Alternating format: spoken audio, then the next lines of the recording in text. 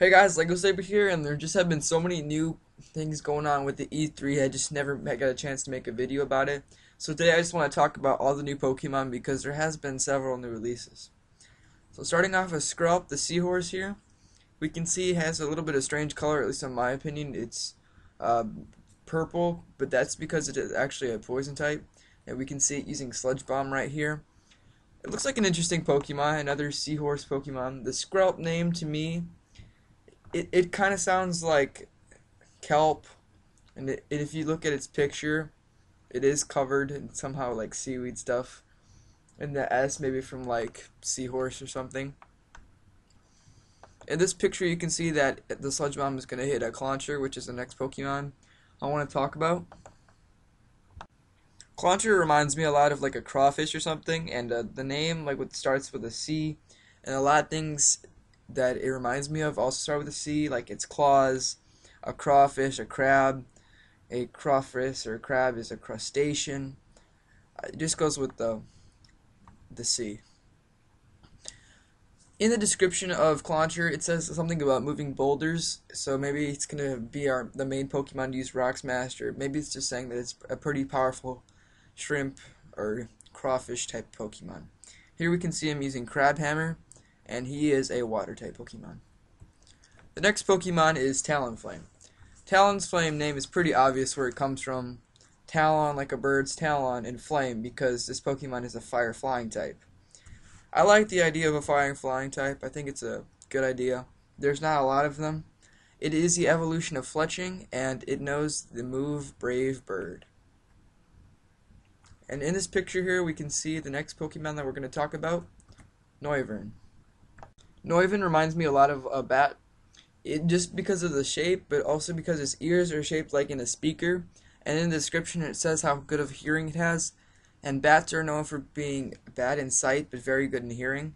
Also in its description it does talk about how it likes fruit, and there are lots of bats that like fruit. Noivern, I can't really figure out where the name is coming from. I really don't know. It is an interesting type, a flying dragon, so another kind of unique type. And in this picture here against a Go-Goat, it is using attack Boom Burst, which is actually a pretty cool attack. It attacks everybody in the field, including your own Pokemon. So this can be really useful in the new 5 versus 1 mechanic, where you encounter 5 Pokemon and you only have one Pokemon to take all of them on. I'll be making a video about that type of stuff very soon. Our next Pokemon is Litleo. The name Litleo is pretty obvious to me. Lit is little, Leo is lion. It turns out to little lion, which is a cub Pokemon. So I totally get this name. I think it's cool too. It's a normal fire type, so another fire type that was introduced. It knows an attack called Noble Roar. It doesn't do a lot of damage, or any, I think, but it does lower the opponent's attack and special attack. So that's pretty cool. I like Leo. I might probably use him. The next Pokemon is pretty interesting. It's Flababy, and I'm really wondering how it's going to look because it is holding onto a flower. This Pokemon is like 4 inches tall. I don't know how it's going to take an attack from Charizard. I would love to see this thing go against a Charizard or a Gyarados. Like, I have no idea how that would work at all. It is a new type, the fairy type, and it does look like a little fairy on a flower, so I can definitely imagine how that would work. It also knows the attack called Fairy Wind, so that's going to be cool to see, you know, super effective against Dragon. See this little thing call on a huge wind. I just can't wait to see him go up against Gyarados. Our next Pokemon is Scatterbug, and Scatterbug's name is Scatter and Bug, so it's a scattering bug.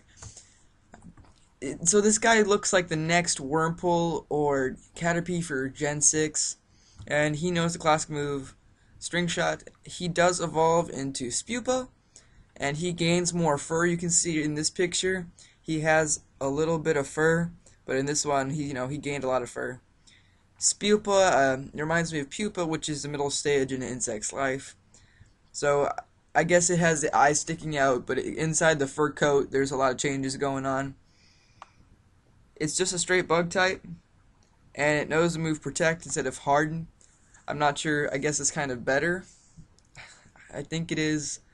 But then again, you can't just protect your way through a battle. It's not going to get you anywhere. And its final evolution is Vivillon. I have no idea where the name comes from. The V reminds me of Violet, which is kind of the color that it is.